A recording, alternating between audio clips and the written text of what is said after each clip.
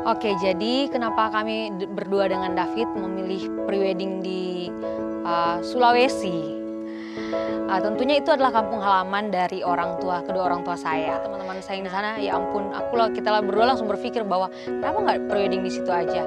Dan juga banyak juga destinasi-destinasi wisata yang jarang banget orang-orang lihat dan masih sangat belum pernah, bahkan jarang banget orang-orang datang ke sana. Kayak gitu. Jadi waktu pertama kali kita ke Sulawesi, kita tuh spare waktu seminggu.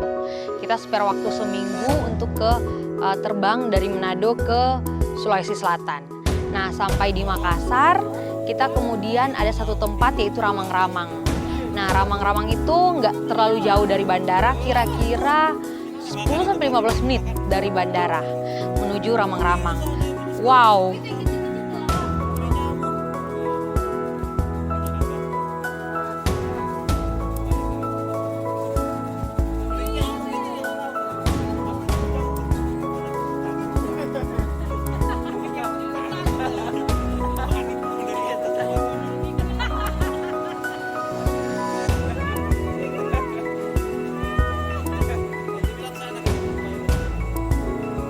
Semua ketutup sama batu-batu tinggi-tinggi, tapi gila itu keren banget. Kita naik perahu, jalan lintasi sungai-sungai kecilnya, dan sampai di satu tempat yang pemandangannya luar biasa. Di situ ada beberapa keluarga yang tinggal di situ, dan kalau mereka harus keluar dari Ramang-Ramang itu, mereka juga harus naik perahu.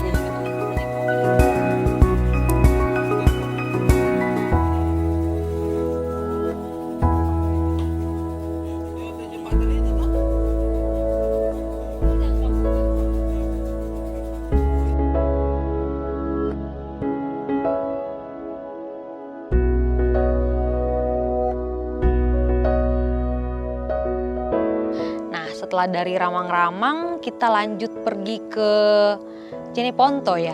Iya, kita lanjut pergi ke Jeneponto.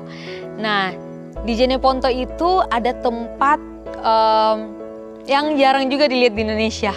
Wow, dan di sana super banyak angin, jadi rambut kita terbang-terbang kemana. Ya, untung ya nggak apa-apa ya, itu estetik juga dilihatnya. Sore hari lihat sunset dan oh my God, so beautiful. Jadi lihat kincir anginnya. Wow, ternyata tempat ini ada di Jeneponto. Tempat yang jarang banget kita bahkan dipikirin aja. Wow, tempat ini ternyata ada di Jeneponto. Teman-teman pada mikirnya ini kincir anginnya di mana? Di luar negeri. Ternyata ada juga di Indonesia, guys. Nah, setelah kita foto-foto, ambil foto di Jeneponto, kita lanjut lagi ke Tanjung Bira. Nah, Tanjung Bira dari Jeneponto itu kira-kira 3 jaman ya. Nah, kalau dari Makassar ke Jeneponto kan agak jauh ya, 4 jaman kayak gitu. Terus habis itu Jeneponto ke Tanjung Bira, kita kurang lebih 2 jam sampai 3 jam. Tanjung Bira itu adalah titik nol ya dari Sulawesi kalau saya nggak salah. Dan dia itu berada tepat di ujung huruf K-nya Sulawesi. Kalau teman-teman mau lihat nih, di peta dia itu pas di bawahnya huruf K-nya Sulawesi. Jadi itu memang titik nol dari Sulawesi, dan pantainya biru banget, pasirnya putih, dan banyak tebing-tebingnya juga di pinggir laut. Dan satu lagi, kalau teman-teman mau lihat nih, dia kan huruf K nih. Jadi dia pantai Biranya itu ada yang sunset, ada yang sunrise. Jadi tinggal pilih aja nih, kalau mau yang dapat yang sunset sebelah kiri, kalau mau dapat yang sunrise sebelah kanan. Jadi kita bisa pilih, jadi dalam sehari kita bisa dapat sunrise dengan sunset. Tinggal pindah tempat aja dikit, langsung bisa dapat sunrise, bisa dapat sunset. Karena betul-betul deket banget sunrise dan sunsetnya. Jadi tinggal di tempat itu aja, cuma beda kanan sama kiri. Wow, luar biasa keren.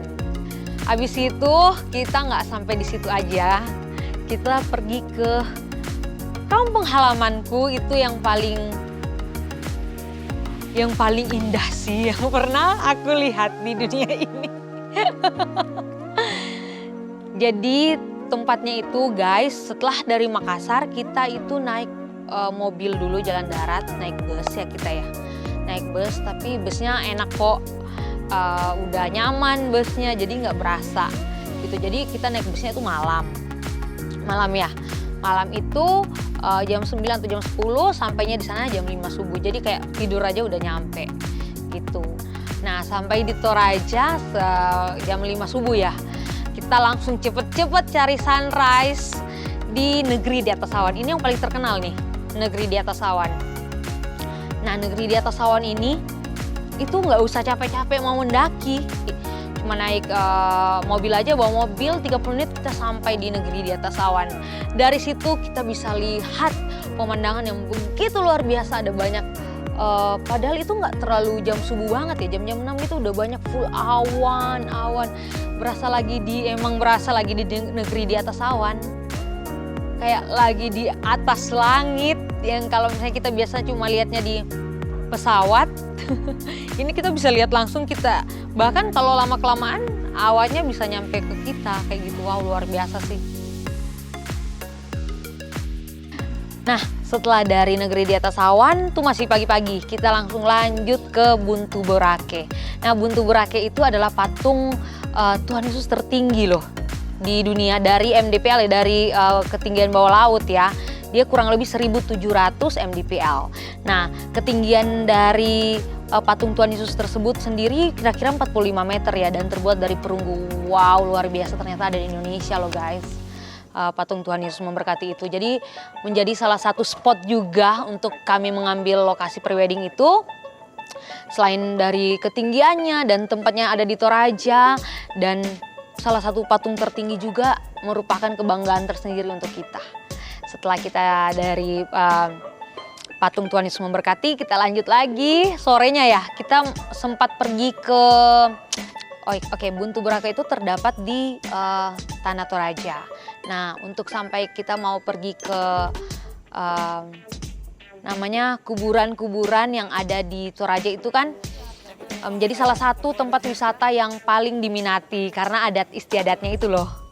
Nah, untuk itu kita pergi ke kuburan Londa, ke Toraja Utara. Nah, itu kampung halaman saya. Kita ke Toraja Utara, kita pergi ke kuburan Londa.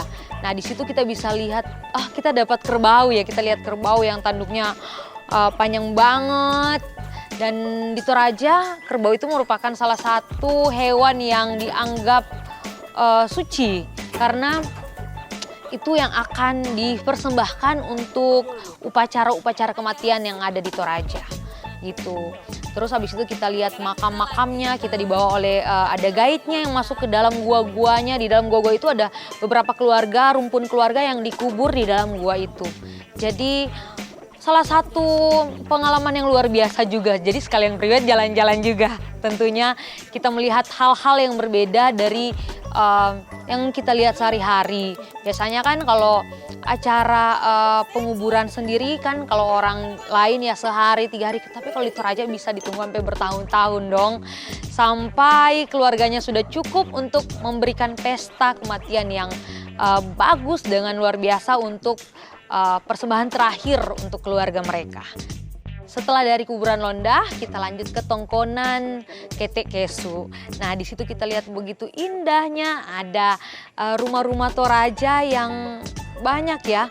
Nah, Tongkonan di sini untuk masyarakat Toraja itu punya salah satu rumpun keluarga. Jadi misalnya kalau ada salah satu dari rumpun keluarga tersebut ada yang menikah ataupun meninggal, itu bisa diadakan acara di situ. Wow, luar biasa. Wow, I'm so proud to be Torajanes. Karena dari situ menimbulkan minat-minat dari luar yang bisa kita lihat. Banyak banget dulu sebelum COVID tentunya ya, dulu rame banget turis-turis dari luar untuk mengunjungi Toraja karena pengen lihat budaya Toraja itu sendiri. Kayak gitu. Oke, dari Bori, ini yang paling indah.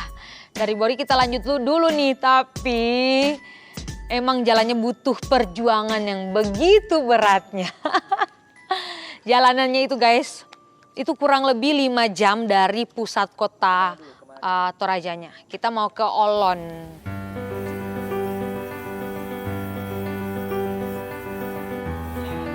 Salah satu desa di Tanah Toraja, Kecamatan Bongkakaradeng.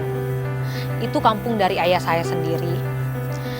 Kita ke sana itu harus pakai mobil yang mobil off-road. Nggak bisa mobil biasa guys, karena jalannya itu yang lumayan ya mungkin nanti bisa diperbaiki ya. Jalannya mungkin karena masih jarang banget orang yang lewat situ, jadi masih belum dibuat jalannya. Jadi mungkin ada setengah jalan yang bagus, setelah itu jalannya udah hancur banget.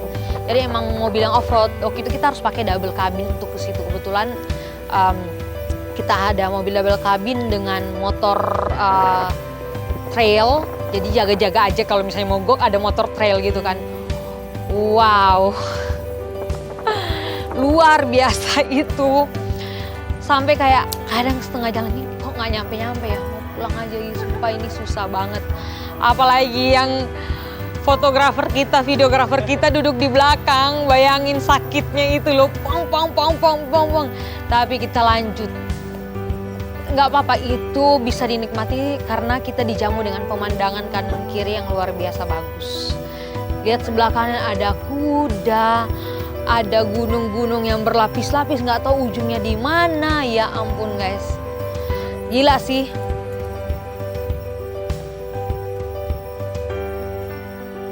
Setelah 4-5 jam perjalanan akhirnya kita sampai ke tempat indah yang namanya Olon di Kecamatan Bongkakaradeng. Gila, sumpah ya ampun.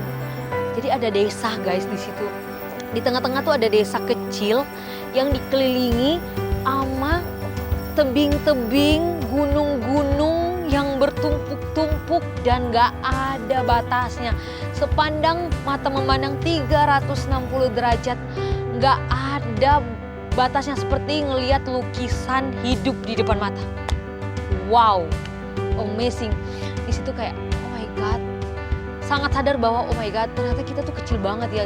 Oh gila, punya Tuhan yang luar biasa yang menciptakan karya yang sebegininya bagus. Kita akhirnya ambil foto di situ, ambil video di situ. Aduh, sampai nggak merasakan panas. Untung juga nih, praise Lord, cuacanya nggak terlalu panas. Jadi kita bisa ngambil foto, ambil video sepuas kita. Nah, nggak sampai di situ, kita diajak lagi ke sungainya. Jadi ada sungai di situ guys. Ada gunung nih, ada gunung dulu, ada sungai, dan ambil foto di sungai itu. Ya ampun, dan airnya tuh dingin banget dan bersih, airnya jernih. Nah, setelah dari situ kita diajak lagi ke tempat yang nggak kalah bagusnya, nggak jauh dari situ kurang. Tapi karena jalannya lumayan agak jelek, jadi kita perlahan-lahan ke tempat itu. Kurang lebih 45 menit ya ke tempat itu. Wow, itu yang paling kita udah lihat sebelumnya Olon keren ya. Pas kita ke tebing, namanya tebing romantis, masih di kampung yang sama. Tebing romantis nih, oh god, kita sampai speechless. Speechless, itu yang namanya speechless, melihat keindahan alam yang Tuhan berikan ke kita. Wow, sama sekali nggak nyesal untuk pergi jauh-jauh dari Manado ke Makassar, ke Tanah Toraja, dan kemudian ke Olon dan ke tebing romantis itu. Banyak banget hal yang kita baru pertama kali lihat. Dari gunung-gunungnya, hutan-hutannya, kayak lagi ada New Zealand. Kayak lagi ada New Zealand, serius. Dan itu nggak cuma ada di satu pandangan doang. Jadi 360 derajat, mau balik belakang pun itu keren. Jadi kayak sampai fotografer dan videografernya ngomong kayak, oh di sini bagus, oh di sini bagus, oh di sini bagus, oh di sini bagus, sampai kayak udah bingung gitu loh. Ya ampun, semuanya bagus, gimana nih? Gitu loh. Tapi emang sekeren itu guys. Dan oh my god, cuacanya bagus juga. Itu keren banget. Itu pengalaman yang paling mengesankan dari prewedding kita. Jadi kita bukan hanya sekedar prewed, tapi selain merasakan keindahan alam yang luar biasa, kita bisa menunjukkan juga ke teman-teman semuanya. Mungkin teman-teman yang di sana bingung nih mau milih lokasi prewed. Itu salah satu tempat yang paling keren sih yang pernah kita semua lihat. Wow, luar biasa, sejuk, dingin udaranya dan bagusnya ke sana pagi-pagi banget ya. Kalau nggak pagi-pagi banget, sore-sore aja menjelang sunset. Menjelang sunset itu keren banget, guys. Jadi semoga prewedding kita berdua, aku sama David ini bisa menjadi inspirasi untuk teman-teman bahwa sebenarnya di Indonesia ini banyak banget tempat-tempat yang bahkan bagus banget, yang orang-orang jarang ketahui. Bukan hanya di luar, Indonesia nggak kalah jauh lebih indah daripada luar negeri, guys. Gitu loh. Jadi salah satu tujuan priwet kita juga untuk mengenalkan tempat-tempat indah itu ke teman-teman, baik di dalam negeri maupun di luar, bahwa ini loh Indonesia, ini loh kampung saya, ini loh tempat saya. Kalian nggak akan pernah nyesel ke sini. It's so good, so nice, beautiful view I ever seen my whole life. Oke, thank you semuanya. Semoga cerita singkat saya ini bisa memberikan inspirasi untuk teman-teman semua. Thank you, bye-bye.